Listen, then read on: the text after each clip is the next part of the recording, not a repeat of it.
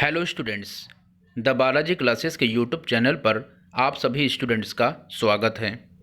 आज का जो टॉपिक है वह है गौतम बुद्ध।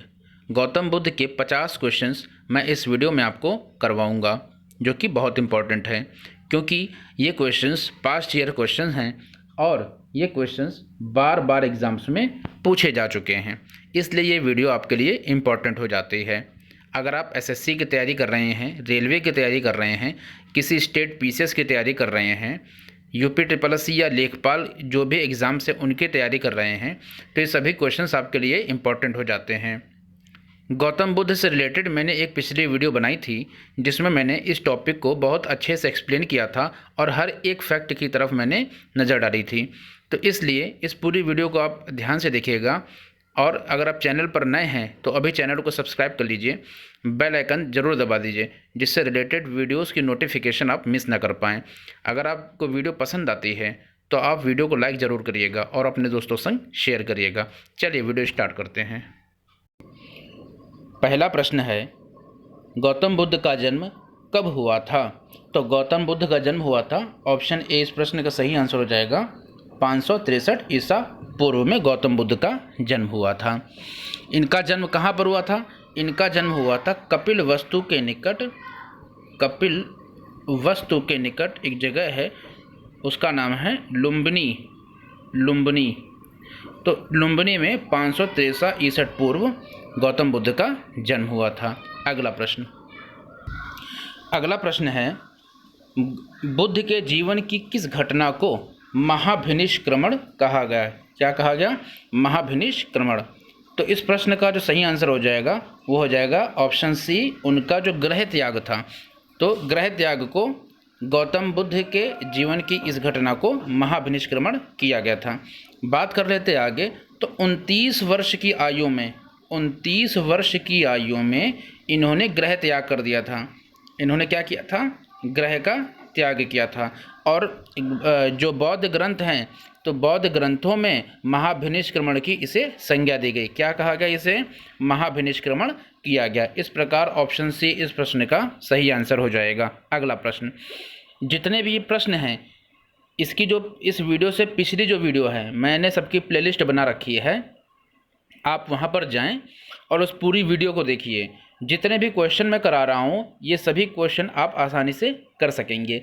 इसके अलावा मैं उस वीडियो का जो लिंक है कमेंट बॉक्स में और डिस्क्रिप्शन बॉक्स में दे दूंगा, आप वहां से जा करके भी उस वीडियो को देख सकते हैं, या तो द बालाजी क्लासेस के प्लेलिस्ट है वहां से भी जा करके आप उस वीडियो को देख सकते हैं।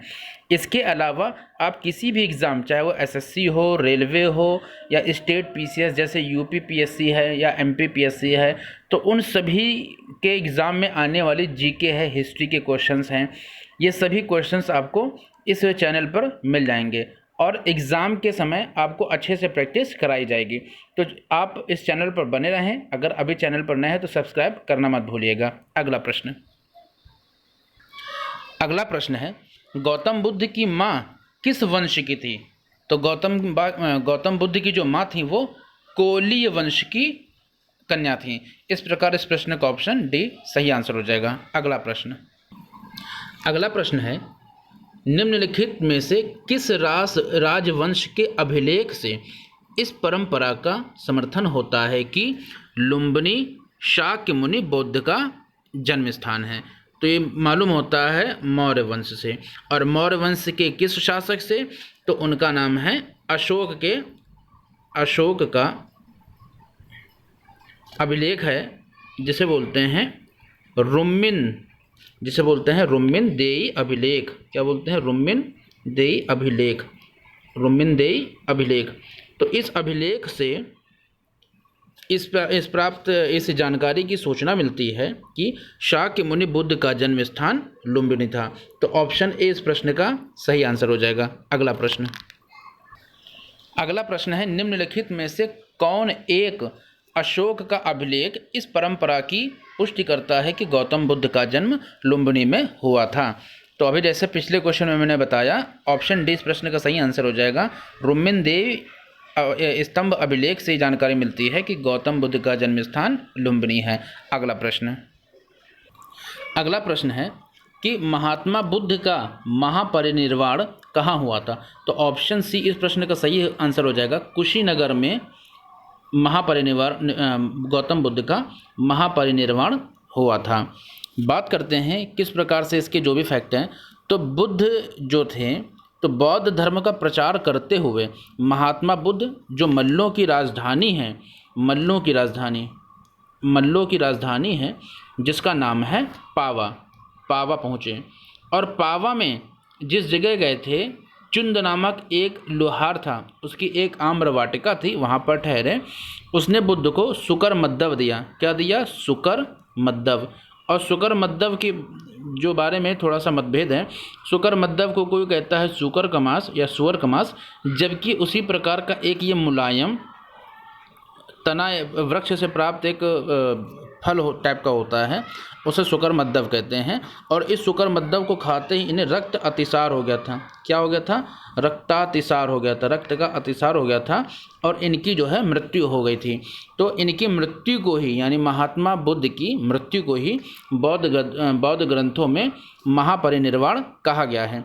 बात करते हैं इनकी मृत्यु कब हुई थी। तो 483 ईसा पूर्व, 483 ईसा पूर्व में इनकी मृत्यु हो गई थी, जिसे बौद्ध ग्रंथों में महापरिनिर्वाण कहा गया है। अगला प्रश्न है कि गौतम बुद्ध का महापरिनिर्वाण होता है, ये किताब में गलत छपा हुआ था। जिस राज्य में हुआ वह है। तो ऑप्शन सी इस प्रश्न का मल राज्य में इनका महापरिनिर्वाण हुआ था, जिसे कहते हैं बौद्ध ग्रंथों में कि उन्होंने शरीर त्याग दिया था। अगला प्रश्न है गौतम बुद्ध ने किस स्थान पर निर्वाण प्राप्त किया था। तो यहाँ पर कोई भी ऐसे ऑप्शन नहीं दिखाई पड़ रहे हैं जिसमें इनको निर्वाण प्राप्त हुआ था, क्योंकि इन्हें जो निर्वाण था वो प्राप्त हुआ था बोध गया में। कहाँ प्राप्त हुआ था? बोध गया में। तो इस प्रकार से इस प्रश्न का सही आंसर हो जाएगा बोध गया। इसके अलावा निर्वाण है क्या? तो बौद्ध ने सांसारिक जो दुख हैं उससे मुक्ति को, सांसारिक दुखों से मुक्ति को कहा है निर्वाण, या जो उन्हें ज्ञान प्राप्ति हुई थी उसे निर्वाण माना गया है। बुद्ध को सांसारिक दुखों से मुक्ति यानी कि निर्वाण ज्ञान प्राप्ति के समय प्राप्त हुआ था, जो कि कहाँ प्राप्त हुआ था? बोध गया में। इस प्रकार इस प्रश्न का आंसर हो जाएगा बोध गया। अगला प्रश्न है महात्मा बुद्ध का महापरिनिर्वाण किस गणतंत्र में हुआ था। तो ऑप्शन ए मल्लों के गणतंत्र में हुआ था। कहाँ हुआ था? मल्लों के गणतंत्र में। इस प्रकार इस प्रश्न का ऑप्शन ए सही आंसर हो जाएगा। अगला प्रश्न, महापरिनिर्वाण मंदिर अब स्थित है। तो यह स्थित है कुशीनगर में। ऑप्शन ए इस प्रश्न का सही आंसर हो जाएगा। महापरिनिर्वाण मंदिर उत्तर प्रदेश के, और जो कि कहाँ पर है? ये उत्तर प्रदेश या यूपी में जो कुशीनगर है वहाँ से महापरिनिर्वाण मंदिर है, वहाँ पर है। मंदिर में स्थापित भगवान बुद्ध की मूर्ति है, जो कि 1876 ईस्वी में इसका उत्खनन हुआ था। क्या हुआ था? इसका उत्खनन हुआ था। क्या हुआ था? इसका उत्खनन हुआ था और उत्खनन के समय यह प्राप्त हुई थी। महापरिनिर्वाण मंदिर विश्व में बौद्ध धर्म का सबसे पवित्र मंदिर माना जाता है। क्या माना जाता है? सबसे पवित्र मंदिर माना जाता है। इस प्रकार इस प्रश्न का सही आंसर हो जाएगा ऑप्शन ए, कुशीनगर में महापरिनिर्वाण मंदिर अब स्थित है। अगला प्रश्न है निम्नलिखित में से किन राज्य हैं उनका संबंध बुद्ध के जीवन से था। किन राज्यों का संबंध बुद्ध के जीवन से था। तो यहाँ आपको दिख रहा है कौशल और मगध, इन राज्यों का संबंध बुद्ध के जीवन से था। इस प्रकार से जो ऑप्शन आपका सी है, केवल 3 और 4 इस प्रश्न का सही आंसर हो जाएगा। तो यहाँ पर हम देखेंगे किस प्रकार से इसका संबंध निकलता है। तो यहाँ पर हम देखते हैं कि जो महाजनपदों में कौशल और मगध जनपद, यहाँ पर संबंध बुद्ध के जीवन से है, क्योंकि गौतम बुद्ध ने अपनी जो शिक्षा है, गौतम बुद्ध ने अपनी शिक्षा का जो प्रचार प्रसार, शिक्षा का जो प्रचार और जो प्रसार किया था वो मगध में और कौशल में किया था। इस प्रकार से इस प्रश्न का ऑप्शन सी सही आंसर हो जाएगा। अगला प्रश्न है गौतम बुद्ध द्वारा अपने धर्म में दीक्षित किए जाने वाला अंतिम व्यक्ति निम्नलिखित में से कौन था? तो ऑप्शन डी, सुबुद्ध वह व्यक्ति था। जिस समय अपने जीवन के अंतिम वर्ष में गौतम बुद्ध, उनका एक जो शिष्य था जिसका नाम था चुंद, उसका क्या नाम था? नाम था उसका चुंद। और चुंद के ये यहाँ पहुँचे जिसने इन्हें शुकर मद्दव दिया, खाने की एक सामग्री है, उससे इन्हें अतिसार रोग हो गया। फिर वे पावा से, जो अपने उस शिष्य से यानी शिष्य के घर पावा से चले गए कुशीनगर, पावा से चले गए ये कुशीनगर, और कुशीनगर में यहीं पर इन्होंने सुबुद्ध को, किसको? सुबुद्ध को अंतिम उपदेश दिया और उसके बाद इनका महापरिनिर्वाण हो गया। इस प्रकार से इस प्रश्न का आंसर ऑप्शन डी हो जाएगा, सुबुद्ध। अगला प्रश्न, अगला प्रश्न है बुद्ध द्वारा रूपांतरित निम्न व्यक्तियों में से कौन सा अंतिम था? तो वो था ऑप्शन डी, सुबुद्ध। अगला प्रश्न, बुद्ध ने अपने जीवन की अंतिम वर्षा ऋतु कहाँ बिताई? तो इस प्रश्न का ऑप्शन बी सही है, वैशाली में बुद्ध ने अपनी अंतिम वर्षा ऋतु बिताई थी। अगला प्रश्न,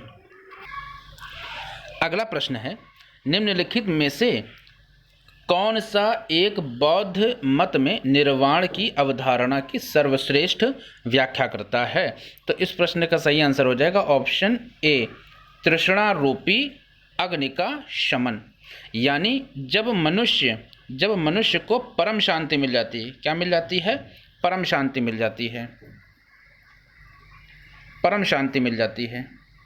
और परम शांति मिलते ही जब मनुष्य वर्तमान की जो उसकी चिंताएं हैं या आकांक्षाएं हैं उसको समाप्त कर देता है और भविष्य की जो चिंताएं हैं, जो भविष्य की चिंताओं का जड़ मूल से नाश कर देता है, तो उस स्थिति को कहते हैं निर्वाण की अवधारणा। यानी तृष्णा, द्वेष, ये जो चीज़ें हैं इनका जड़ से समाप्त हो जाना ही मनुष्य का निर्वाण की अवधारणा कहलाती है। तो इस प्रश्न का ऑप्शन ए सही आंसर है, तृष्णा रूपी अग्नि का शमन। अगला प्रश्न, अगला प्रश्न है आलार कलाम कौन थे? तो आलार कलाम ऑप्शन डी इस प्रश्न का सही आंसर हो जाएगा, गौतम बुद्ध के गुरु थे। जब गौतम बुद्ध महाभिनिष्क्रमण के लिए गए थे, किस लिए गए थे? गौतम बुद्ध महाभिनिष्क्रमण के लिए गए थे। महाभिनिष्क्रमण आप जानते हैं कि ये जो गृह त्याग की जो अवस्था थी उसे बौद्ध ग्रंथों में महाभिनिष्क्रमण कहा गया है।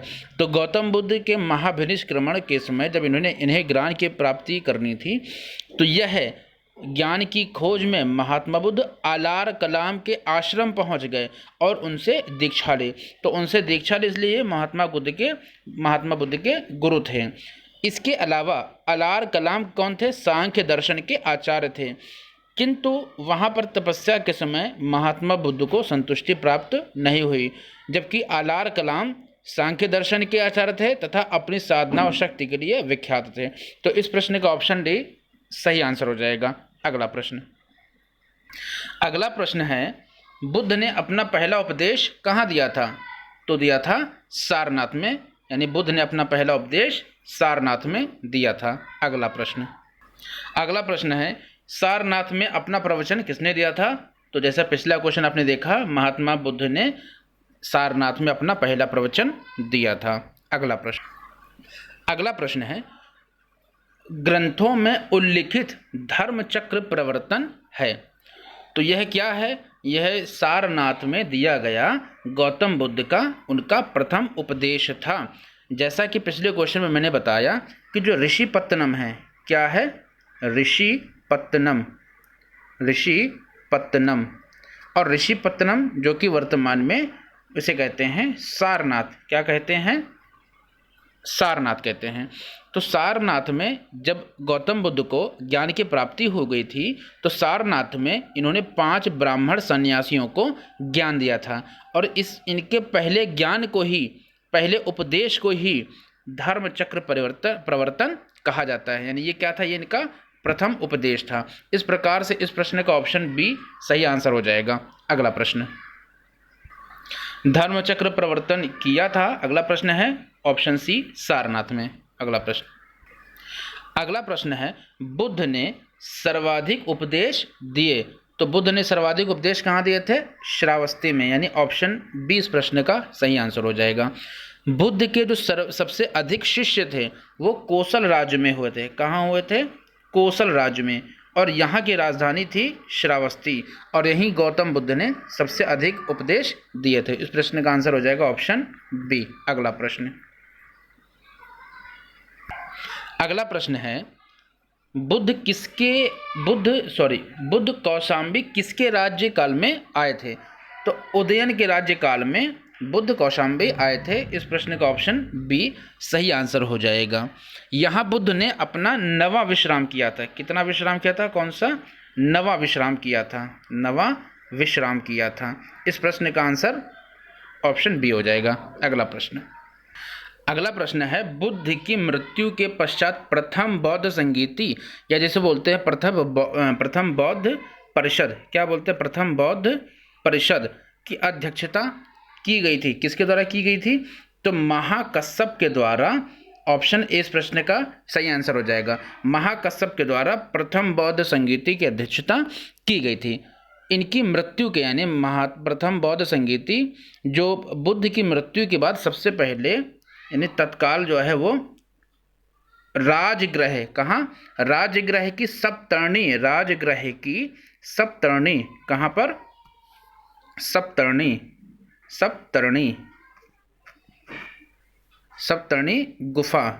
सप्तर्णी गुफा में हुई थी। इस समय मगध का जो शासक था, इस समय मगध का शासक कौन था?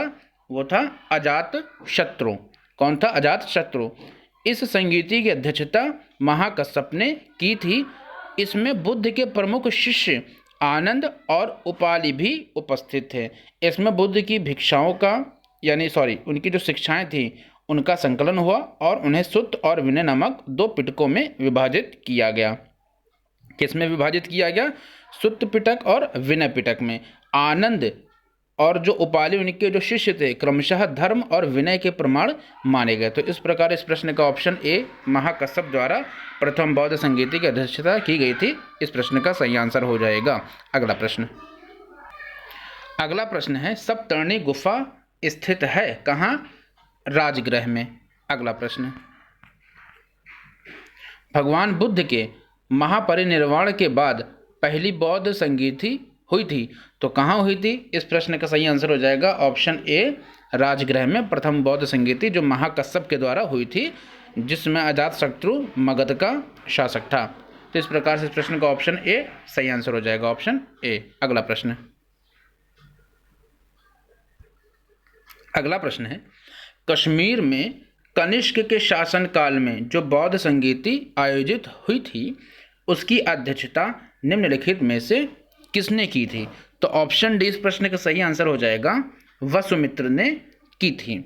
इसके अलावा बौद्ध धर्म की जो चतुर्थ संगीति थी उसमें कुषाण के शासक कनिष्क के राज्यकाल में कौन? कुषाण के शासक थे कनिष्क। कौन थे? कनिष्क। तो कुषाण के शासक कनिष्क के राज्यकाल में कश्मीर के कुंडलवन में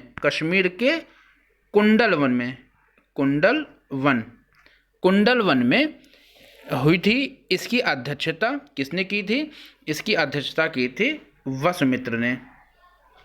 तो इस प्रकार इस प्रश्न का आंसर हो जाएगा ऑप्शन डी। अगला प्रश्न आप देख रहे हैं बौद्ध धर्म की महायान शाखा औपचारिक रूप से किसके शासन काल में प्रकट हुई थी? तो इस प्रकार इस प्रश्न का सही आंसर हो जाएगा ऑप्शन डी, कनिष्क के शासन काल में प्रकट हुई थी। बात करते हैं कि हीनयान शाखा और महायान शाखा। तो बौद्ध धर्म की जो चतुर्थ जो संगीति थी, कितनी संगीति? चतुर्थ। इस चतुर्थ बौद्ध संगीति में जो कुषाण शासक कनिष्क के राज्यकाल जो कश्मीर के कुंडलवन में हुई थी, यानी कहाँ हुई थी ये चतुर्थ बौद्ध संगीति? कश्मीर के कुंडलवन में।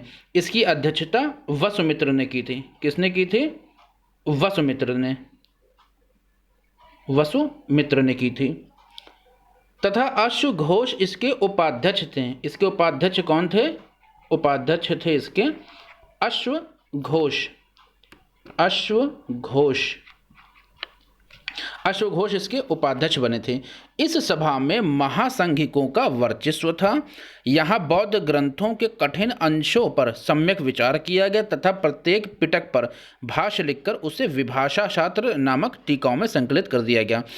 इस समय बौद्ध धर्म यानी जो चतुर्थ बौद्ध संगीति थी, इसी समय बौद्ध धर्म हीनयान और महायान शाखा में विभाजित हो गया था। तो इस प्रकार इस प्रश्न का सही आंसर हो जाएगा ऑप्शन डी।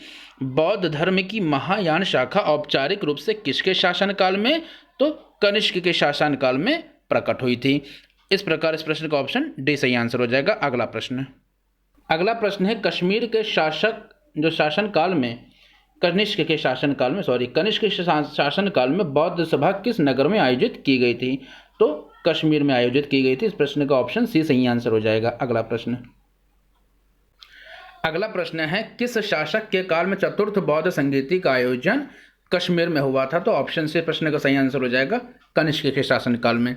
अगला प्रश्न है कि चतुर्थ बौद्ध संगीति परिषद हुई थी।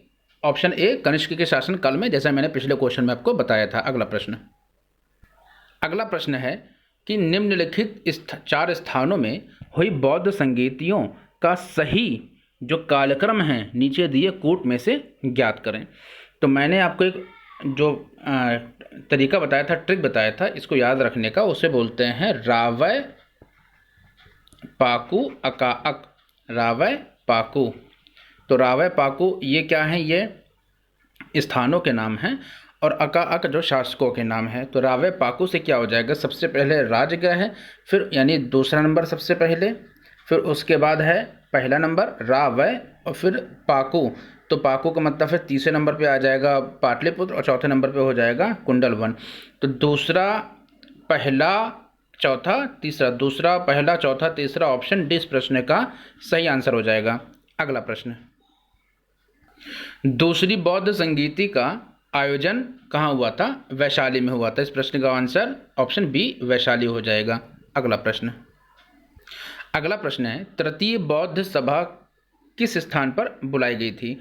तो ऑप्शन डी इस प्रश्न का सही आंसर हो जाएगा। यानी तृतीय यानी तीसरी बौद्ध सभा या बौद्ध परिषद पाटलिपुत्र, जिसका वर्तमान नाम है, पटना में बुलाई गई थी। पाटलिपुत्र इस प्रश्न का सही आंसर हो जाएगा। अगला प्रश्न है प्रथम बौद्ध संगीति का आयोजन कहाँ हुआ था? तो ये हुआ था अजातशत्रु के शासनकाल में। ऑप्शन बी इस प्रश्न का सही आंसर हो जाएगा। अगला प्रश्न है निम्नलिखित में से किस नगर में प्रथम बौद्ध सभा आयोजित की गई थी? तो की गई थी ऑप्शन सी राजगीर में। प्रथम बौद्ध सभा किस नगर में? राजगीर में की गई थी। इस प्रश्न का ऑप्शन सी सही आंसर हो जाएगा। अगला प्रश्न है निम्नलिखित में से किस शासक ने द्वितीय बौद्ध सभा का आयोजन किया था? तो जैसे मैंने आपको बताया था कि रावय पाकू अका अक, तो अका अक से मतलब क्या हो जाएगा? पहला तो अजातशत्रु और दूसरा कालाशोक। इस प्रश्न का ऑप्शन बी सही हो जाएगा। कालाशोक ने द्वितीय बौद्ध संगीति जो बौद्ध सभा थी उसका आयोजन किया था। तो इस प्रश्न का आंसर हो जाएगा कालाशोक। अगला प्रश्न है, यहाँ पर आप प्रश्न देख रहे हैं कि बुद्ध के जीवन की 4 महत्वपूर्ण घटनाओं और उनसे संबद्ध जो 4 स्थान निम्नलिखित जो नीचे दिए हैं, यह 2 स्तंभों यानी 1 और 2 में अंकित, स्तंभ 1 और स्तंभ 2 में यह है और इसे सुमेलित करना है। तो इस प्रकार से हमें इस प्रश्न को देखना है कि किसका संबंध कहाँ से है। तो आगे हम देख लेते हैं इस प्रश्न में और क्या दिया हुआ है। इस प्रश्न में 4 ऑप्शन आपको दिए हुए हैं, इस प्रकार हमें इसे मैच करना है। तो इसे हम मैच करते हैं। तो देखते हैं यहाँ पर हम सबसे पहले देखते हैं कि गौतम बुद्ध का जन्म 563 ईसा पूर्व में लुम्बिनी में हुआ था, यानी सबसे पहले वाले का हो जाएगा तीसरा। ज्ञान की प्राप्ति इन्हें हुई थी, तो ज्ञान की प्राप्ति इन्हें कहाँ हुई थी? ज्ञान की प्राप्ति इन्हें कहाँ हुई थी? तो ज्ञान की प्राप्ति इन्हें हुई थी, ऑप्शन जो इसमें दिया हुआ है दूसरा। कौन सा दिया हुआ है? दूसरा। तो दूसरे का दूसरा जिसे बोलते हैं बोध गया। तीसरा है कि प्रथम प्रवचन इन्होंने कहाँ दिया था? तो कहाँ दिया था? यह दिया था सारनाथ में, और इनका निधन हुआ था जहाँ इन्होंने अपने इनका जो शिष्य था सुभद्र, जिसे इन्होंने आखिरी अपना उपदेश दिया था, कुशीनगर में इनका निधन हो गया था। तो सबसे पहले आ जाएगा, पहले में हो जाएगा तीसरा, फिर उसके बाद हो जाएगा दूसरा, फिर उसके बाद हो जाएगा तीसरे का पहला और फिर चौथे का चौथा। तो इस प्रकार से आप देख रहे हैं ये ऑप्शन सी इस प्रश्न का सही आंसर हो जाएगा, जहां पहले का तीसरा, दूसरे का दूसरा, तीसरे का पहला और चौथे का यह चौथा आंसर है। तो इस प्रकार ऑप्शन सी इस प्रश्न का सही आंसर हो जाएगा इन सभी को मैच करने के बाद, यानी इस प्रकार से स्तंभ 1 और स्तंभ 2 का संबंध है। अगला प्रश्न, अगला प्रश्न है कि भारतीय कला में बुद्ध के जीवन की किस घटना का चित्रण मृग सहित चक्र द्वारा किया है? तो ऑप्शन सी प्रथम उपदेश जो है इनका, यानी इस प्रथम उपदेश की घटना का चित्रण मृग सहित चक्र द्वारा किया गया है। इन्होंने अपना पहला उपदेश, यानी गौतम बुद्ध ने अपना पहला उपदेश दिया था सारनाथ ने, जैसा कि पिछले 2-3 क्वेश्चंस में आप इस चीज़ को देख चुके हैं। इन्होंने अपना पहला उपदेश या प्रथम उपदेश सारनाथ में दिया था, और सारनाथ में एक जगह है जिसे बोलते हैं मृगदांव, बोलते हैं मृगदांव, या मृगदांव को बोलते हैं हरिण वन। क्या बोलते हैं? हरिण वन। यहाँ पर इन्होंने अपना पहला उपदेश दिया था। तो इस प्रथम उपदेश की घटना का जो चित्रण है मृग सहित चक्र द्वारा किया गया था। ऑप्शन सी इस प्रश्न का सही आंसर हो जाएगा। अगला प्रश्न, अगला प्रश्न आप यहाँ पर देख रहे हैं, निम्नलिखित में दो सूचियाँ दी हुई हैं, सूची 1 और सूची 2 को हमें सुमेलित करना है। सूचियों के नाम दिए गए हैं, कूट से इनको सही उत्तर में देखना है। तो सूची 1 चिन्ह है और सूची 2 अर्थ है, यानी यहाँ पर दिए हुए जो हैं ये चिन्ह है और यहाँ पर इसका ये अर्थ है। तो हम यहाँ पर देखेंगे कि जन्म है, जन्म का संबंध है कमल से, जन्म का संबंध है कमल से। इनका जो प्रथम प्रवचन है इसका संबंध है धर्मचक्र प्रवर्तन से। अगला जो है महाबोधि, तो महाबोधि का संबंध है वृक्ष से, यानी बोधि वृक्ष है वहाँ से, बोधि, और यहाँ पर भी बोधि। और त्याग, त्याग का संबंध है घोड़ा से। यानी इस प्रकार से पहले का हो जाएगा चौथा, दूसरे का हो जाएगा दूसरी, तीसरे का हो जाएगा पहला और चौथे का हो जाएगा तीसरा। तो चौथा, दूसरा, पहला, तीसरा इस प्रश्न का इस प्रकार से मैच होगा। अगला प्रश्न, अगला प्रश्न है, करमापा लामा तिब्बत के बुद्ध संप्रदाय के किस वर्ग से संबंधित है? तो है ऑप्शन बी कंगयूपा, यानी करमापा लामा तिब्बत के बौद्ध संप्रदाय कंगयूपा वर्ग से संबंधित है। अगला प्रश्न, अगला प्रश्न देख रहे हैं आप, महात्मा बुद्ध के जीवन में संबंध, महात्मा जीवन के संबंध में निम्नलिखित कथनों में से कौन सही है? तो यहाँ आप देख रहे हैं, इनको हम अगर देख लें तो आप देखें जो पहला है, यहाँ पर जो आप पहला देख रहे हैं कि इनका जन्म कपिलवस्तु में, यानी कपिलवस्तु में, यहाँ पर कहाँ पर हुआ था? कपिलवस्तु में, लुम्बिनी में हुआ था। तो ये सही है। बोध गया में इन्हें ज्ञान की प्राप्ति हो गई थी, ये भी सही है। इन्होंने वैदिक धर्म को अस्वीकार कर दिया था, ये भी सही है। और इन्होंने 4 आर्य सत्य का प्रचार किया था, तो ये भी सही है। इस प्रकार ऑप्शन डी इस प्रश्न का सही आंसर हो जाएगा, यानी 1, 2, 3, 4 सभी ऑप्शन ये सही हैं। अगला प्रश्न, अगला प्रश्न आप यहाँ पर देख रहे हैं, बोध गया में महाबोधि मंदिर बनाया गया जहाँ। तो इस प्रश्न का आंसर हो जाएगा गौतम बुद्ध को ज्ञान प्राप्त हुआ था। गौतम बुद्ध क्या किया था? उन्होंने 6 वर्ष यानी 6 साल इन्होंने कठिन साधना की थी। क्या की थी? इन्होंने कठिन साधना की थी। और कठिन साधना करते करते जब इन्होंने 29 वर्ष की आयु में ग्रह त्याग कर दिया, तो 6 वर्ष की इन्होंने तपस्या की, तो 35 वर्ष की आयु में, क्या कब? 35 वर्ष की आयु में महात्मा बुद्ध को वैशाख पूर्णिमा में, कब? जो वैशाख पूर्णिमा है, वैशाख पूर्णिमा की रात में पीपल के पेड़ के नीचे, रात में पीपल के पेड़ के नीचे, कहाँ पर? पीपल के पेड़ या वृक्ष के नीचे इन्हें ज्ञान की प्राप्ति हो गई थी। तो बोध गया में महाबोधि मंदिर बनाया गया जब गौतम बुद्ध को ज्ञान की प्राप्ति हो गई थी। इस प्रकार ऑप्शन बी इस प्रश्न का सही आंसर हो जाएगा। अगला प्रश्न, बोध गया में, अगला प्रश्न है, बोध गया में बोधि वृक्ष अपने वंश की पीढ़ी है? तो ऑप्शन डी चतुर्थ पीढ़ी है। जिस मूल वृक्ष के नीचे गौतम बुद्ध ने तपस्या की थी वह पहली पीढ़ी का था। इसके बाद उसे गौतम बुद्ध ने जो अशोक था 7वीं शताब्दी में उसे नष्ट करा दिया था। 2 नए वृक्षों का रोपण हुआ था, वो भी नष्ट हो गए थे। उसके बाद का ये वृक्ष, यानी उसके बाद 1, 2 यानी इस 1 और 2 को मिला के होगा 3। और उसके बाद जो अगला अगला आएगा उसे बोलेंगे हम चौथा। उसे क्या बोलेंगे हम? चौथा। तो वो कब का हो जाएगा, चौथी पीढ़ी का हो जाएगा। इस प्रकार इस प्रश्न का सही आंसर हो जाएगा ऑप्शन बी, चतुर्थ। कौन सा हो जाएगा, चतुर्थ। अगला प्रश्न, अगला प्रश्न आप देख रहे हैं अगला और आखिरी प्रश्न है कि निम्नलिखित में से कौन सा पवित्र स्थल वह यानी स्थान निरंजना नदी पर स्थित है। तो ऑप्शन ए बोध गया, जो वह बोध गया वह बौद्ध पवित्र स्थल है जो निरंजना नदी पर है, यानी बोध गया बौद्ध पवित्र स्थल है जो निरंजना नदी पर स्थित है। बात करते हैं इसके कुछ और फैक्ट की। तो पवित्र बौद्ध स्थल बोध गया जहाँ गौतम बुद्ध को सर्वप्रथम ज्ञान प्राप्त हुआ था, यानी यहाँ पर बोध गया में क्या हुआ था, इन्हें सबसे पहले ज्ञान प्राप्त हुआ था। इसके अलावा जो आधुनिक में फाल्गु नदी है, इसमें जो फाल्गु नदी है इसे ही निरंजना नदी कहते हैं।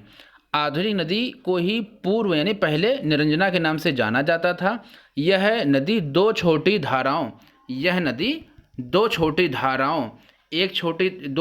धाराओं जैसे एक ये धारा और एक ये धारा, इन दोनों के मिलने से ही तो एक धारा को हम बोलते हैं, क्या बोलते हैं, निरंजना। क्या बोलते हैं, निरंजना। और दूसरी को हम बोलते हैं मोहना। क्या बोलते हैं, मोहना। तो इन दोनों धाराओं के संयुक्त रूप से मिलने के बाद यह नदी बनती है। और इसे ये जो निरंजना नदी है इसी बौद्ध पवित्र स्थल पर यह नदी यानी यह जो नदी है वहाँ पर ये बोध गया जो बौद्ध पवित्र स्थल स्थित है।